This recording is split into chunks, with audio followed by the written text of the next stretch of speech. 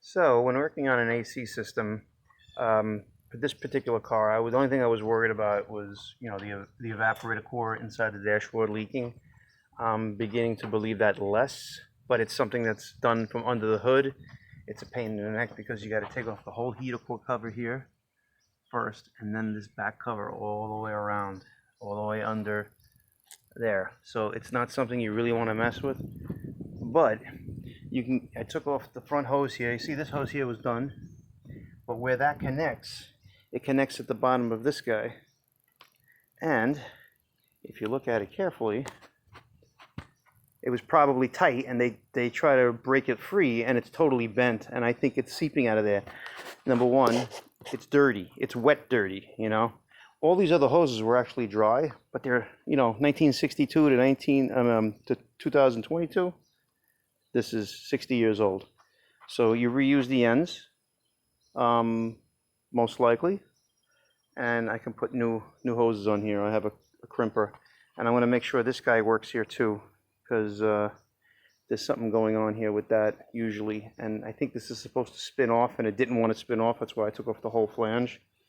And it starts to turn, but it looks like the whole thing is turning. So it's just so rusty. I mean, it would have been good for the people who did it last to try to mess with this and get it to work better. But it looks like they changed this line to a new copper line, which copper isn't bad. It's not, not a big deal. But they fixed that. They changed the end there, and they changed the end, the one that goes from here to here. Sorry, I got some tools over it. See? They have a swedger, and they're able to do copper welding. I don't know how to do copper welding really, so not that I would do that. I would just change the whole line probably, but there's really nothing wrong with what they did. So that being said, I'm pretty sure I'm going to go with the bent piece that's probably leaking, especially since it was dirty and wet, and it was dripping to nowhere. So it's like it kind of goes like over the exhaust, down where the power steering is. You really don't see the trace of the leak, but you see it on the thing there, where everything else looks awfully clean. I didn't get any smells when I was taking apart the blower motor setup there. So I'm gonna start with this, even though Freon is awfully expensive now. I can also probably test it with a different gas to make sure it's not leaking, or just do trial and error. Because the worst case scenario is I got to take apart the firewall there, and then that whole evaporator core is going to have to be rebuilt, because I know they don't make it. So I'm going to bank that it's probably okay, and think, when I see something bent up like this, it probably made a hairline crack right inside of there. And I can pressure test this and see if it works, with a blowgun or something like that. But ultimately, I think it'd be better to take it to the TIG welder and have him weld this, bend it back, and then put a bead of weld around it, or let him test it, because he does these AC lines anyway. I can make my own AC lines with here, but I can't do the welding yet. At least I don't think so. I have a new welder, but I don't know how to do TIG welding. I don't want to practice on this car, so I think it's best just to let the professional do this. But it's definitely all bent up, and I don't think this is something that you can just buy. I can try to see if there's a good used one on eBay or something like that as well, because it might end up being cheaper than trying to get it fixed.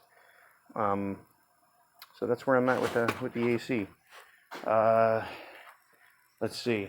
The other thing with this car that I noticed that is wrong, and probably when I have the brakes apart, I'm just going to start doing it all, is when you look down there, that bushing is gone. There's no rubber there. It's just like little pieces at best. And if I look at the other side,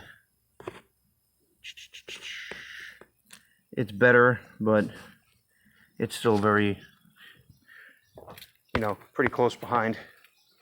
This side, I think it's in even better shape, but still, it's hard to see without. Let me just put the light on. Where am I here?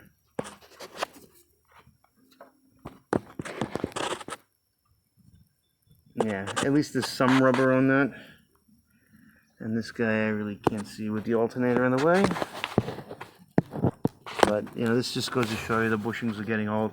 And then I saw this white over here, and this wire is messed up. Where am I? And it was running pretty darn good to me.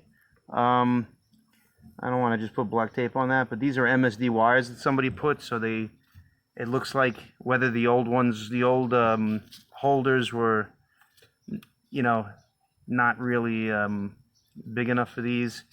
These are all kind of like, they seem like they were a little bit forced in, but they fit actually. These are usually 8mm, and a lot of the Mopar ones take 7mm, which are really, you know, crappy. They're small, you know. These are good wires. It's just that they were kind of routed crappy. They make better holders. So I want to see if I can order just one MSD thing and change the lines, because they're not that old. That being said, I can just get a new set of wires. It doesn't have to be MSD, but they could be routed better. A lot of these aftermarket wires are much like a longer wire, and there's like no place to put this extra stuff. And then if you're missing some of the things, you know, like I gather there was something else here, you know, but you have the thing that holds it here, and you have something holding it here, but nothing down here. So I don't know exactly how it's supposed to go. I'm not a restoration specialist where I know, you know, what's what on every car, and this is just not one of those kind of cars. I think it's just best to get it to work properly. But even this guy is very close to the exhaust. It's just the nature of these things, you know. I like to put long wires in this case because they're under the exhaust manifolds, but even longer, you know. That's why these are like, I guess they intended that, and then it's kind of like a little taunt. Then again, there's some slack. I don't know, they just routed it weird. And, you know, you find out after time, you know, and it sucks because there were a decent set of wires, and it's sitting right on the manifold on the other side there. But these are all, you know, kind of close. It's probably just something that should be done again and routed a little bit differently, a little neater too. Yeah, I had the AC full on this car, so this is working. It blows cold when it blows. It's just that the blower wasn't blowing hard. That's one thing. So I believe that unless there's a leak in this thing right here, I think this is going to work just fine. What else? Yeah, there's no leakiness around here. This whole copper tube, they went through all this trouble to weld this, you know. Only thing I noticed is that I don't know if they unbolted it, but it's not in anymore, you know. Now there's a lot of protection with this like spring this material over it, but I don't know if it was off already or what, but it's missing all these bolts, and who knows if the bolts all snapped off. This may have to stay like this. It's hard to say without actually taking it off, which is what I may do. This thing here is original, and there was probably some rubber here. This looks like it's been bent or moved or something. I'm better off just putting two separate things with the rubber connectors that hold these, because eventually, between this being loose and this being a softer material, and probably this is also copper back then, I don't know. But that, you know, that's a recipe for disaster there. Eventually, you want to avoid stupid leaks when you see something set up like that. I don't know what this is here for. This is a ring that was on here, so maybe it was changed at one time a long time ago. But it actually looks in very good shape, and there's just no wetness. This is just rainwater. But I'm confident it should be okay. Some of these things here should be changed. I just don't know if the original integrity is going to be maintained. This, you know, helps remove the moisture out of the system and whatnot, and it looks original. It's nice that it has a sight glass on it and whatnot, especially when converting to the newer style of Freon. So this is not a big deal. You can just charge it. See if it's cold, it's usually fine. But it may be something I want to see if it's somewhat available and looks somewhat like this.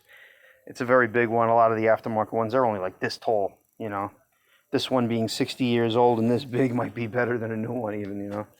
So that's about it now. This is for the AC, and this is when I'm gonna mess with this on this. And the only other thing has to do with everything I needed to do outside the garage before I put it in is this door doesn't latch properly. Like right there, it latches. If you're inside the car, you can make it latch properly. Ultimately, you know, this is opening, and when you go like this, basically you just close it and it bounces. So it's like you got to play with it. And if you're inside, you just hold it forward. So there's got to be some kind of adjustment that keeps it like that, or something out of whack. So I'm going to take off this door panel next. But I pretty much know now that this car is going to need most of the front end, which I can check one more time when I have it up in the air. But I don't know what's really available, you know, what isn't. These shocks even look weird. It looks like there's no rubber. Like if this is some kind of stilt here on the for the, you know, just the extension piece, this is literally no rubber under this shock stand, shock mount, whatever you want to call this. Weird, you know. I mean, I guess it bounces okay. What else?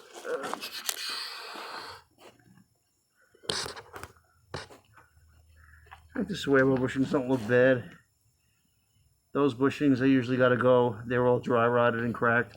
And the lower bushings are the big ones, which I really can't see. But that's the huge, huge job.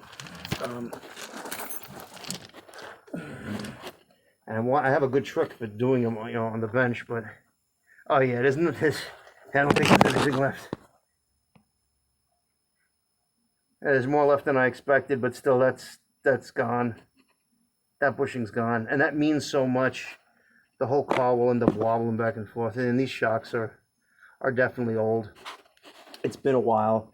A lot of things were done to this car, but again, 30, 40 years, you just can't make the comparison, you know. And being that this side is, like I said, if I put the light on, you know, the camera on the other side, the other lower bushing might actually be worse. And what happens when you have the lower bushing, you're driving the car, and you could be driving pin straight, and all of a sudden it's just like, it's just weaving in and out, especially when you go over bumps. It just changes the geometry in an instant, and it just feels so unsafe driving.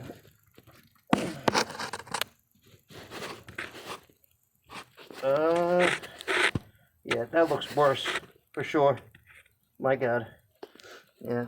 So, and then, you know, I'm gonna take off the spindles and send it to the brake guy so he can make disc brakes for this. But you gotta pop the ball joints loose. It's just better to do them. Again, I don't know if they're like the C bodies. I don't know what brand, what part number I'm getting for these until I do more research. But it's got to be done. I'm sure the bushings are listed. I'm not sure about the the ball joints. It's just like another animal, this thing, you know. It really is. So that's what I'm up against. Tie rods and everything, I'll see, you know. That's another thing that's sometimes hard to find. But also I noticed the water pump. I put this fan clutch in. It's from an Oldsmobile. It's the only thing I can get to fit. But that water pump is moving. Let me put my phone straight. So I was holding my button up against the radiator, and it shut the video off. So I'm trying to hold the phone tight. It's a hair of play. It's not play in the fan, but it's able to move. But it's really, I could feel it clicking in the water pump. So it's probably best just to get it done. It's an easy enough water pump. So that's all pretty straightforward stuff. I'm gonna reevaluate these things that they put on here. I don't know how great these kind of things are, these adapters. So I shall see about that. And that's about it. It's been a lot easier to look at this than I thought so far. I'm probably gonna put a proportioning valve in when I do the brakes, like a GM style. And this is a dual master we put in. It was like from a truck or something. It was a big thing. But because this had such crappy rotors, they were always wobbling. It keeps going in and out, and it kind of messed it up. I bled it because out of nowhere she lost her brakes, and I bled it and now it could stop, but it feels all funny. It's all, you know, the pedal like kind of stops and it sinks, and that's pretty much it. You know, I put these guys in to try to make up for a lot of pedal play. I'm gonna end up removing these because the proportion valve will do the job, and you don't want it for the front in that case. So that'll be fixed up. Probably gonna have to move these brake, add to these brake lines and not put a T in it, because the proportion valve will be the T, or I'll put the T right where the that T down there is, you know, and redo these, make it look a little nicer. You know, there's nothing wrong with these lines, you know, they're new, somebody did them. I think I had to change one of them. I don't know, it's hard to say, but either way, it's just it's what you got to do when you want to convert this. You know, I can just make it look a little neater, because every time with this car it was always an emergency, and you know, had to be used in a movie, and you know, so in the end I think I'll put a little extra time to make it look nice, nicer. I really don't get into restoration and making things look perfect, because I just never got into that, and I don't know everything when it comes to details, but I know what a finished product should look like. Like, I think pretty much I did these, and that's why they look a little bit neater up here. But I'll see about everything else. But so far so good. And I think the only thing else I have to, something with these buttons. I don't know about the transmission. I don't think so. I got to put a new mirror in. It looks like somebody changed a mirror and they didn't have the remote. So I don't have the nut for it, so it's going to be kind of dangling for now until I can figure out what the thread is for it. But something happened with, it's now that the AC is going to end up working. But somebody recovered this dash. And you can see, like, the material they use is not meant to be sitting in the sun.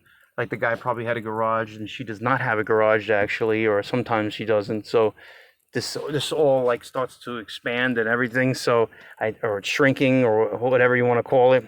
And that's why this is intact. This is the original, the material here, and this is all just stretched.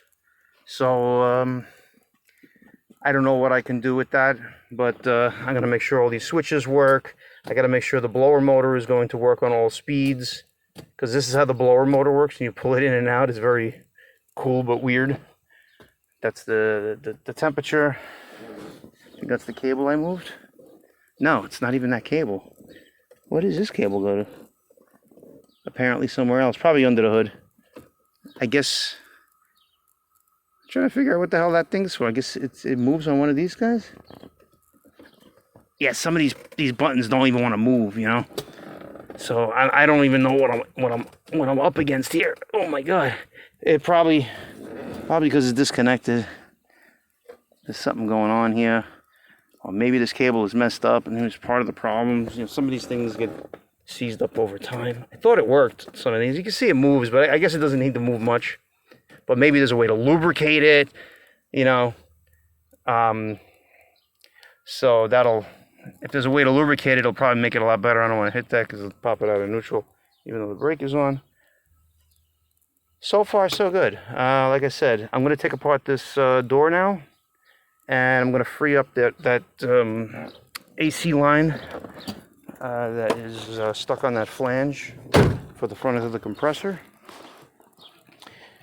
This guy over here, what I was talking about. And yeah, this should be a swivel connection that could be bolted and unbolted. Shouldn't have to lose the gasket every time you take this off, So I'll see what the deal is with that. Hopefully some heat will do it, but I got to take off this other guy if I'm going to heat it up. And there might be a valve in there too. I don't know if that's the... I'm trying to look with the light here.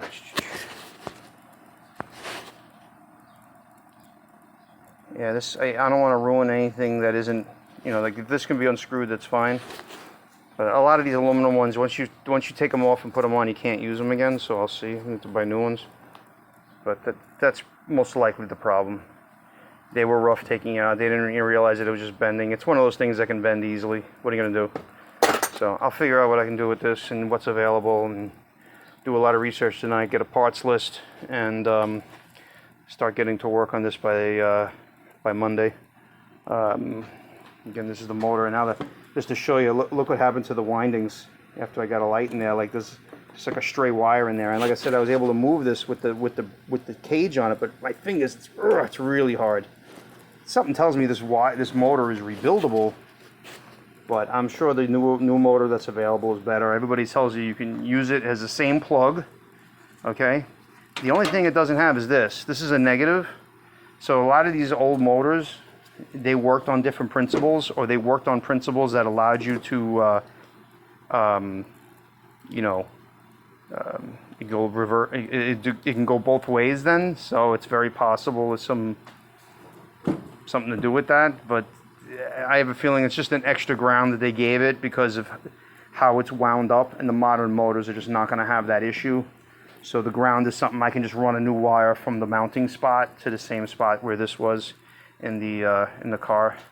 I don't see that being a problem. But yeah, this is really, that's why this thing, it was making a ton of noise, and it literally doesn't want to move. Look at, I guess that's some kind of transistor in there. This is just incredible that it only died last year. This is obviously the original one. It's crazy how long things lasted back then, and where we have you know, engineered obsolescence nowadays. But hopefully the one I put will last a long time. All right, thanks for watching. Just I'll keep you up to date on this Chrysler. Just to add something to this guy came right out, no issues. This had the original valve in it, so that's what this does. It uses the original valve, but it converts it to the new style Freon. This is the valve that came out. I had a hard time getting it out. And you can see the rubber is ripped. I mean, this is something, she probably paid over $500 for whatever she did, and like, they can't even change the damn valves, you know? There's so many guys that are lazy when they do this, and they claim to be AC experts too. And it's like, you gotta be kidding me, you know? So it can simply be this. Now, this looks longer than your average looking valve, so that might be an issue. That being said, you can buy one of these that has their own valve in it, and it becomes a little longer, which makes it come out into the engine compartment more. There's other things you can do. You can basically cut this off and weld in a new one, a more modern one. You know, I'm not 100% sure, but it doesn't look like there's any other special valve in there. Like, if I shine a light through it, oh, it doesn't help. Yeah, I mean, yeah, there's nothing else through there, you know, just the valve. It's like, gee, you couldn't figure out something? So it could have been actually just leaking out through the valve, you know, because this is pretty bad, you know. And this is something that, you know, you just nip it in the butt and you take care of it right off the bat, so you don't have these problems. You don't start second guessing, because it's possible this doesn't leak, although it doesn't look pretty, you know. So I'll figure it out. But right now I got to heat this up and try to get this loose, because that's the right way. This is not right when it's seized up like this. All right, thanks for watching. So my phone keeps freezing. Anyway, so I lubed this up. It's not one of these style of tools that you use to take off the handle. It's just a square, and you just kind of wiggle it off. This thing here has a screw on it, which was loose, which just fell off, and maybe that being tight would help, but probably not. And this whole thing here kind of flexes. This thing here used to be up here to help guide it, I gather, you know, because that's what this is here. Somebody put tape on this one time, and if this flex, it won't have throw. So I gather it goes up against the, see, when you go in, it pulls it, so it shouldn't really be off, but this is the way that it should be. It should be leaving some of that adjustment in, but you see it bends out. So I don't know if there's an adjustment there or not. I was trying to look inside. It's hard. My phone keeps freezing, so I don't want to put on the light too much. It seems to be moving a little better. I'm going to let it soak overnight, because it may just start working better. Sometimes it's just about the lubrication factor, and we'll see. But if you push that handle that way, yeah, see, now it worked. Yeah, but as soon as you open it, oh, this is sticking too. So that's another factor. There's adjustment coming from there probably as well to some degree. So I'm going to spray it also and see how it works, and I'm going to see how it is tomorrow, and then I'll hit it with white lube if it works. If it doesn't work, I'll take out some things here and see how I can get more throw on it, and find out the reason why it's not, you know, it's actually applying the lock. It could be just worn out, you know, it'd be that simple. So, all right, that's the end of the video for sure. Thanks for watching. So, I lied. This is the last video, I promise. But basically, every time if I go like that to basically lock the door, it actually works.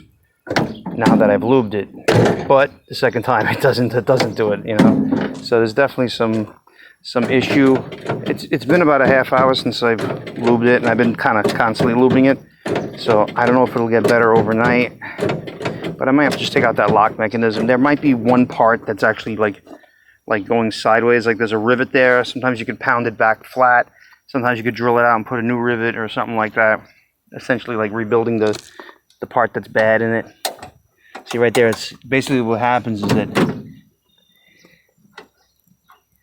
see how it's just loose now. If I go like this, it just won't close. And then like that, at least this will do it once. And it locks, but if you open it and close it, it just bounces right off. So this is an issue, obviously. It's got to get addressed. I'll probably start looking for a latch to see what's available out there, just in case. This weekend, I mean, it's Saturday now, but all day Sunday, I'm going to start researching everything I need to get and take it from there. All right, now it's the end of this video. Have a good day, guys. Thank you for watching.